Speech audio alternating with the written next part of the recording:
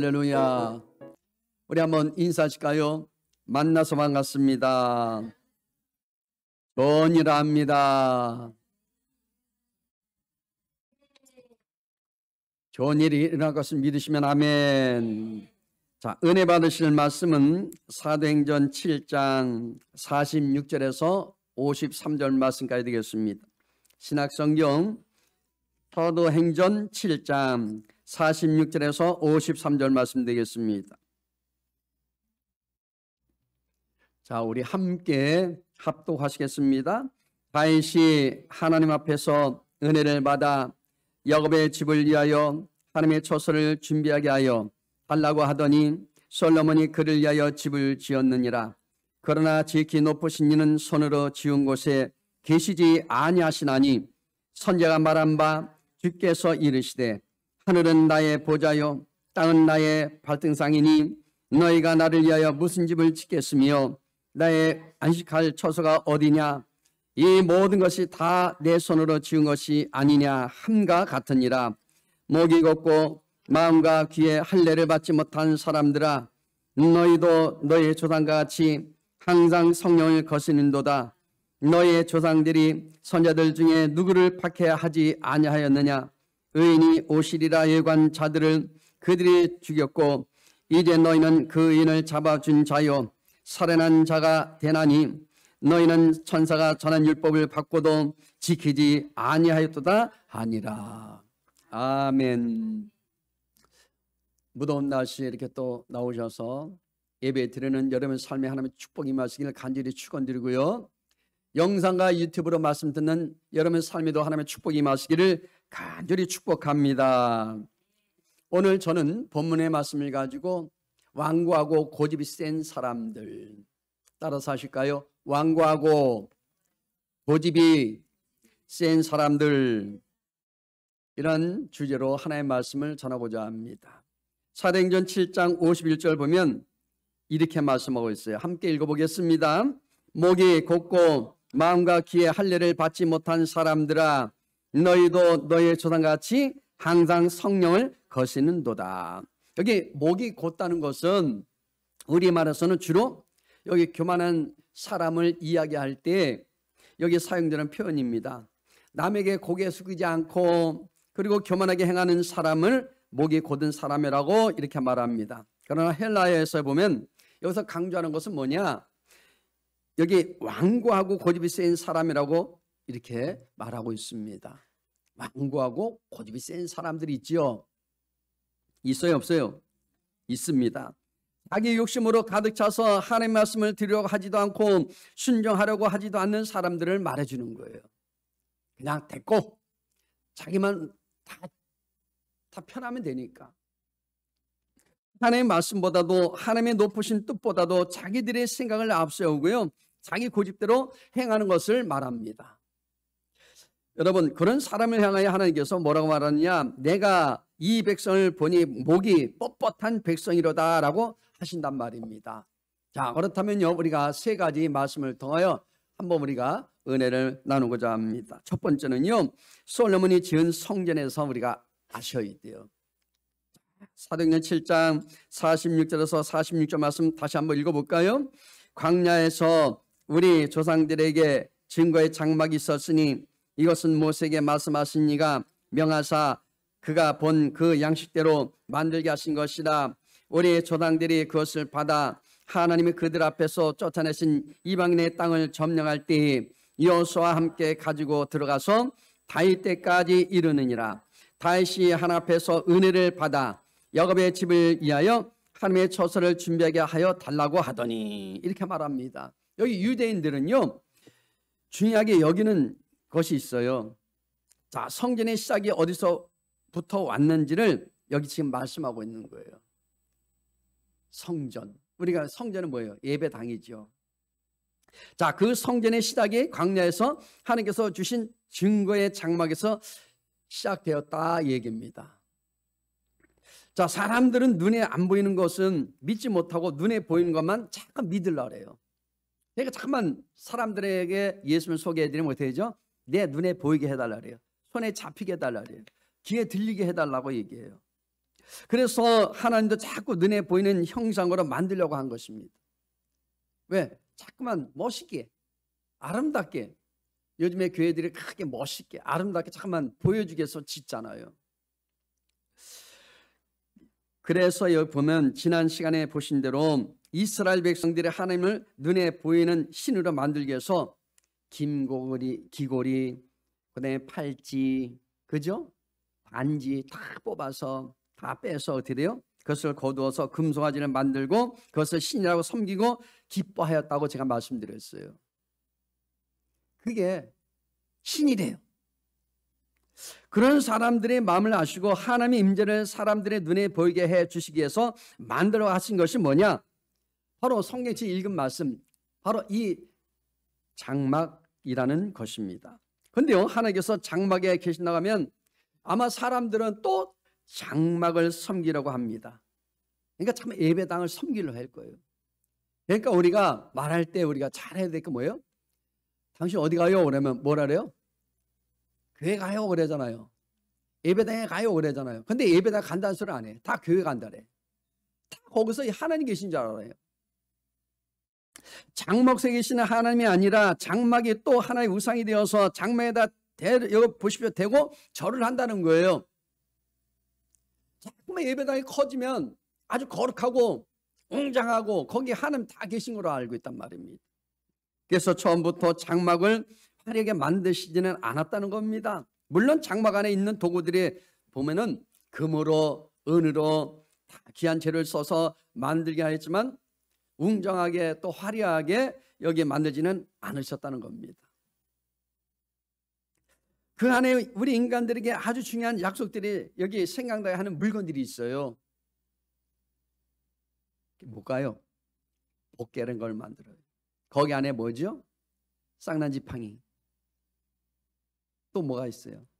만나. 세 가지 있단 말입니다. 십계명, 돌판.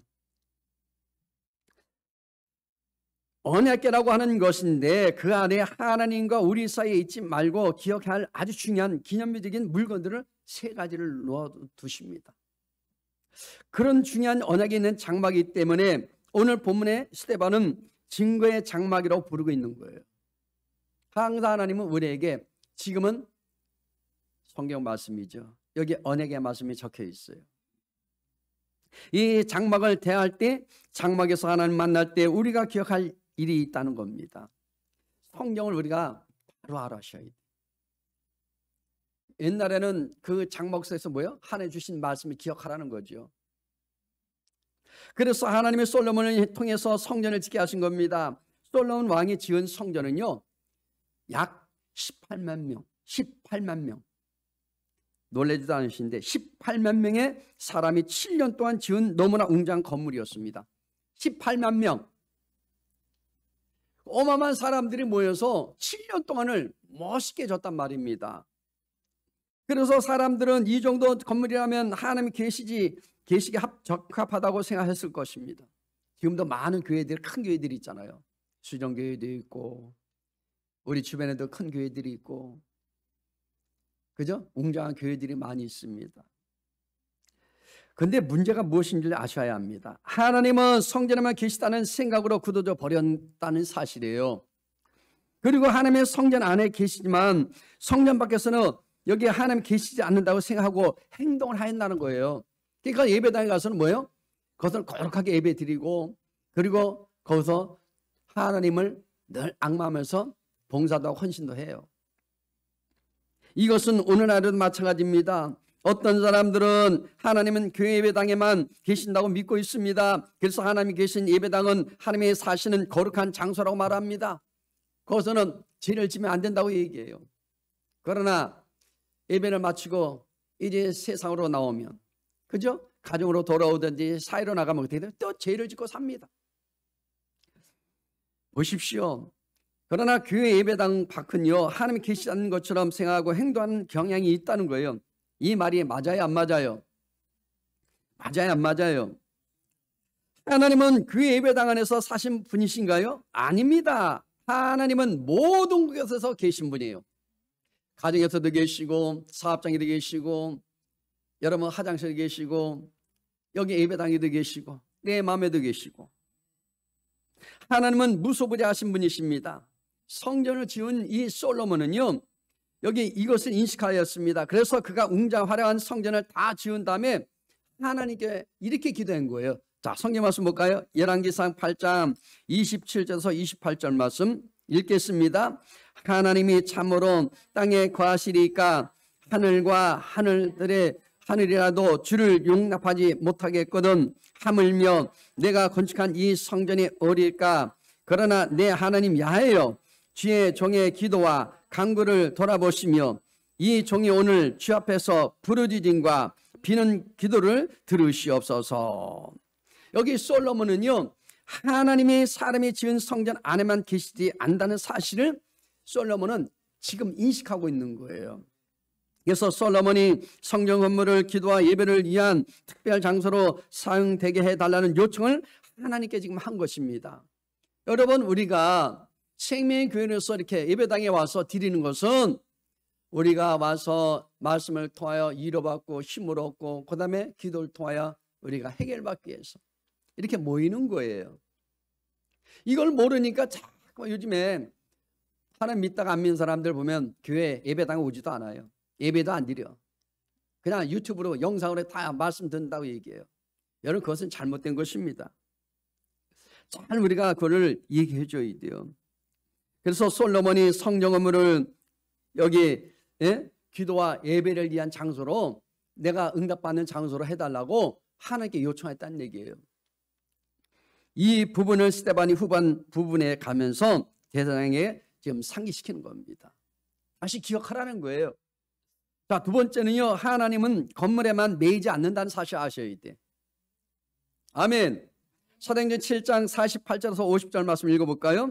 그러나 지극히 높으신 이는 손으로 지은 곳에 계시지 아니하시나니 선지자가 말한 바 주께서 이르시되 하늘은 나의 보좌요 땅은 나의 발등상이니 너희가 나를 위하여 무슨 집을 짓겠으며 나의 안식할 처소가 어디냐. 이 모든 것이 다 내 손으로 지은 것이 아니냐 함과 같으니라. 하나님이 다 지으신 거예요. 하나님이 성전 안에만 계시다는 것이 아닙니다. 여러분, 하나님은 무소부재하신 분이시라는 거예요. 그분은 없는 것을 있게끔 하신 하나님이십니다. 그런 하나님이 솔로몬이 만든 성전에만 계신다고 믿는다고 크게 지금 오해하고 있다는 거예요. 아멘. 그래서 어떤 일이 벌어졌을까요? 성전 밖에서는 내 마음대로 살아도 된다는 것으로 받아들인 거예요. 그냥 죄를 지도 이거는 아무 상관없다는 얘기예요. 성전 안과 성전 밖에서 사람들의 행동이 달라졌습니다. 여러분, 우리가 믿는 사람들은 겉과 속이 똑같아야 돼요. 우리가요, 예배당에 와서는 거룩한 척 하지만 그러나 세상에 나가서는 죄를 짓고 온갖 나쁜 짓 다 하면은 하나님 기뻐하겠어요? 아닙니다. 여러분, 이 예배당은요 교회가 아니라니까. 진짜 교회는 여러분이에요. 생명교회입니다. 그러니까 여러분 가정과 여러분 직장과 여러분 삶의 터전에서도 늘 올해는 예배당에서 거룩한 것처럼 우리 거룩된 삶을 살라고 얘기하시는 것입니다. 보십시오. 현대 교회도 동일한 생각을 가지고 있습니다. 교회 안에는요 하나님이 계신 곳이라 거룩하지만 교회 밖에는 그렇지 않다는 거예요. 온갖 사기를 다 치고 나쁜 짓은 다 하는 우리 크리스찬들이 있어요. 이것이 사실이면 여러분 절대 이거는 회개해야 됩니다. 우리가 기억할 것은요, 위대하신 하나님은 사람이 지은 집에 사시지 않는다는 거예요. 그분은 창조주이시기 때문에 그렇습니다. 그의 예배당은 기도와 예배를 위한 특별한 공간일 뿐입니다. 특별한 공간이에요. 이렇게 우리 예배당은. 이것은 또한 우리 행동이 교회 안에서와 교회 밖에서 모두 같아야 된다는 것을 말씀해 주는 거예요. 그죠? 똑같이. 우리는 하나님의 눈을 피할 수 없기 때문에 그렇습니다. 아무리 도망 다녀도요 하나님의 손 안에 있어요. 우리는. 그러므로 하나님께서 예루살렘 성전에만 임하신다는 그 당시 유대인들의 생각은 우리 말하면 조금 편협한 그런 생각을 가진 것입니다. 솔로몬도 성전을 봉헌할 때 이렇게 말하고 있어요. 열왕기상 8장 27절 다시 한번 읽어봐요. 하나님이 참으로 땅에 거하시리까 하늘과 하늘이라도 주를 용납지 못하겠거든 하물며 내가 건축한 이 성전이 오리까 이렇게 고백했습니다. 특히 여기 본문 48절 말씀 뭐라 그래요? 손으로 지은 곳에 계시지 아니하시나니.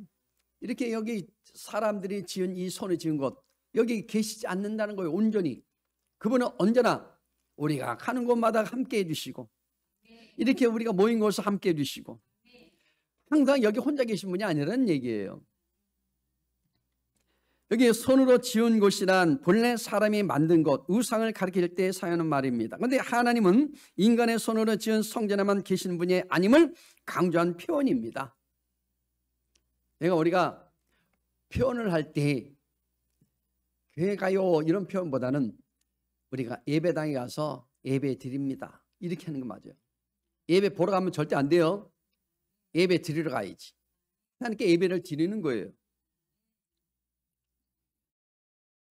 그런데도요 성도 중에도 유대인처럼 하나님을 교회 안에서만 자정에 계신 분으로 여기는 이들이 많이 있다는 거예요. 지금 마치 세상 각종 종교의 우상들처럼 제단에 꼼짝하지 않고 자정에 있는 것처럼 말입니다. 그러나 우리 하나님은 살아 움직이셔요. 역사하시는 생명의 주님이십니다. 하나님은 교회 건물 안에만 계신 분이 아니라 이 세상 어느 곳에도 편만해 주시는 그리고 계시는 무소부재하신 분이심을 우리는 믿으시길 바랍니다. 우리가 교회에 있든 가정에 있든 직장에 있든 어느 곳에 있든지 우리 곁에서 우리를 지켜보고 계시면서 우리의 기도를 들으신 분이 우리 주님이시라는 거예요. 그러므로 하나님이 교회 건물 안에만 계시다고 생각하는 것은 이거는 미신이에요. 이거는 가짜 신앙이에요. 이단의 생각입니다. 성전이나 교회는요 하나님을 예배하는 장소이지 하나님이 아니라는 거예요. 이제 아시겠죠? 하나님은 우리가 교회에 모여 드리는 예배를 받으시는 분이시자 교회 밖에 어디든지 우리 삶에서 예배를 받으시는 분이시 바로 분이라는 것을 말씀하고 있는 것입니다. 우리는 세상으로부터 구별되어 교회로 부르심을 받았습니다. 구별된 자로서 또다시 세상으로 보내심을 받은 자들이에요. 우리가 주님께서 불러주사오니 이제는 우리가 세상에 우리를 가서 주신 삶을 살으라고 말씀하고 계신 것입니다. 세상으로 보내심 받기 위해서 교회로 부르심 받은 사람들입니다. 그러므로 우리의 신앙은요 교회에서부터 시작되어서 세상 속에서 열매를 맺어야 돼요. 여러분 선한 영향을 끼치시길 바랍니다. 이스라엘 민족은 하나님께 특별한 은혜를 받은 민족이었습니다. 여기 모세 같은 이 지도자를요 받고 여기 많은 선자들을 받고 율법을 받고 여러 가지 특별한 은혜를 받았던 이스라엘 백성들입니다. 지금도 마찬가지지만요. 성전에 지는 특권도 받았습니다. 그러나 그들은 그렇게 받은 은혜를 잘 관리하지 못했어요. 우리도요 잘 관리를 해야 돼요. 여기에 미혹당하면서 모세에게 반항하고 성전을 더럽히고 율법을 왜곡하며 신앙을 잘 관리하지 못했다는 사실이에요. 지금도 우리는요 율법이 뭔지 아십니까? 율법이 뭐예요? 깨닫게 하는 거예요. 그러므로 우리는 늘 깨닫기를 잘해야 돼. 그래서 하나님께서 그들을 떠나신 거예요. 왜? 말씀대로 살지 아니하고.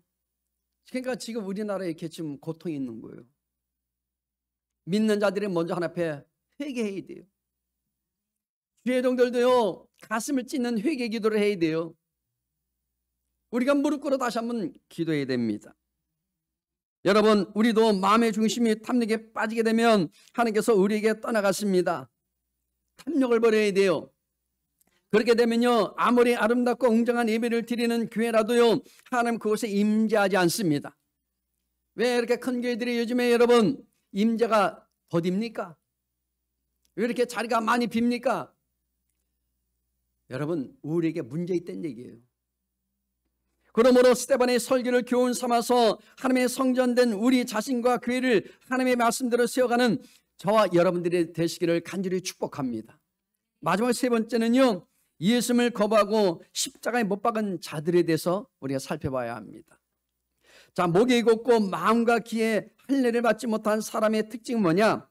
성령을 거스리는 거예요. 자, 본문 51절 말씀 다시 한번 읽어봅니다. 목이 곧고 마음과 귀에 할례를 받지 못한 사람들아, 너희도 너희 조상과 같이 항상 성령을 거신도다. 이렇게 말합니다. 할례가 무엇인지 아십니까, 여러분? 할례. 이스라엘 백성들은 남자 아이들, 여기 뭐예요?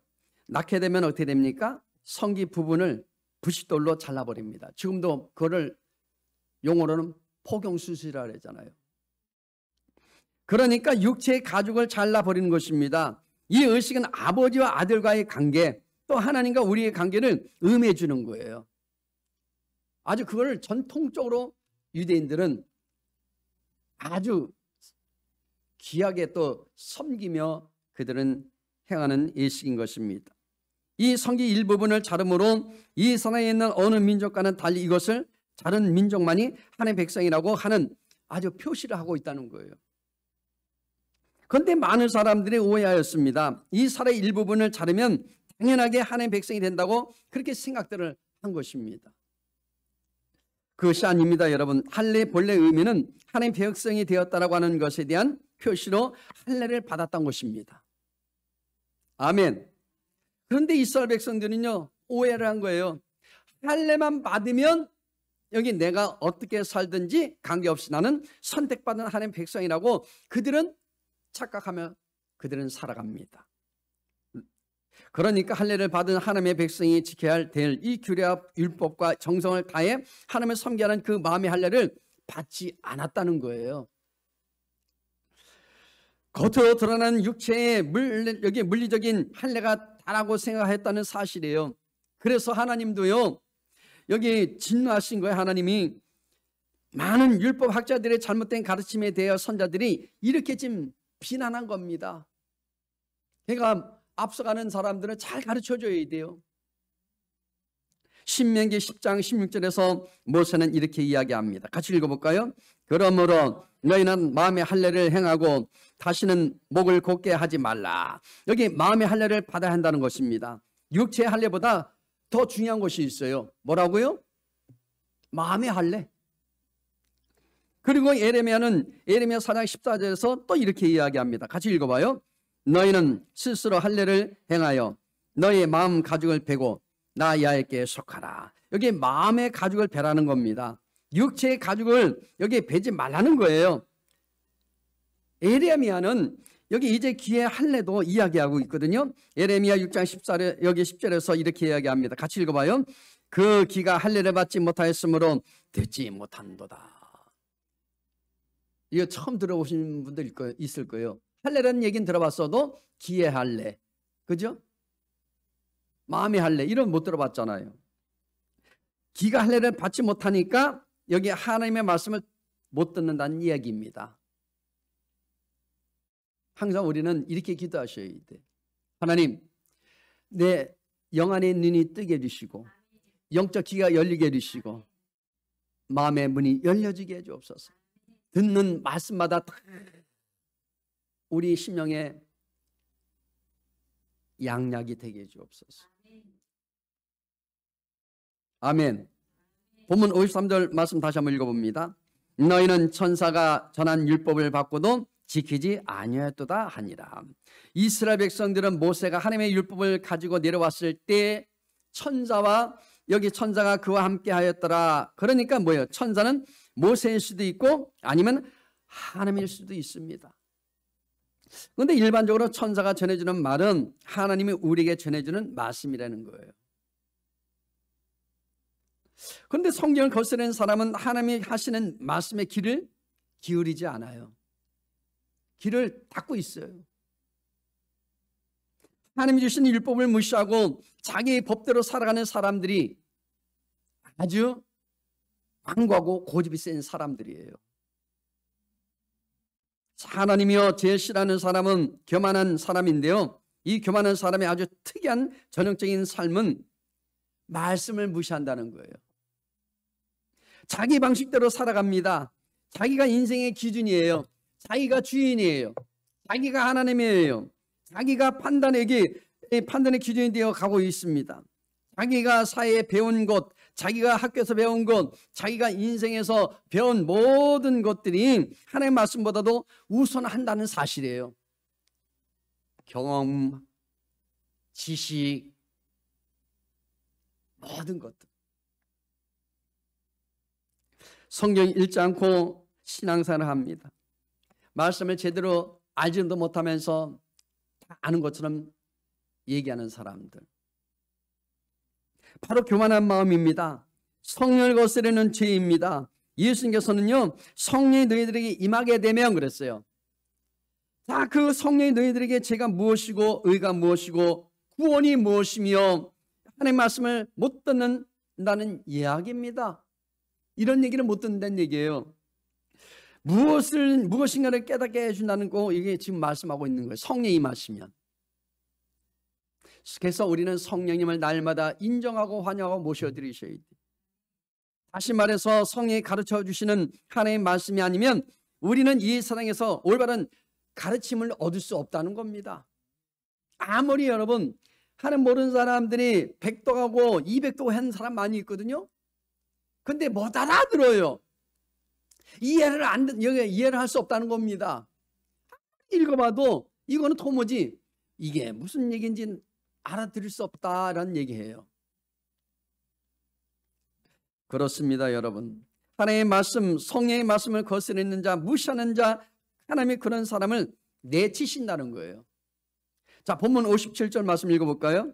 그들이 큰 소리를 지르며 길을 막고 일제히 그에게 달려들어.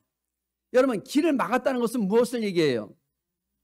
스데반이 이야기할 때 성령 충만한 사람은 맞아, 그 말이 옳은 말씀이야. 내가 예수를 죽였어. 우리가 하나님을 돌려지은 집에 가둬놓았고 우리가 우상을 숭배하였구나.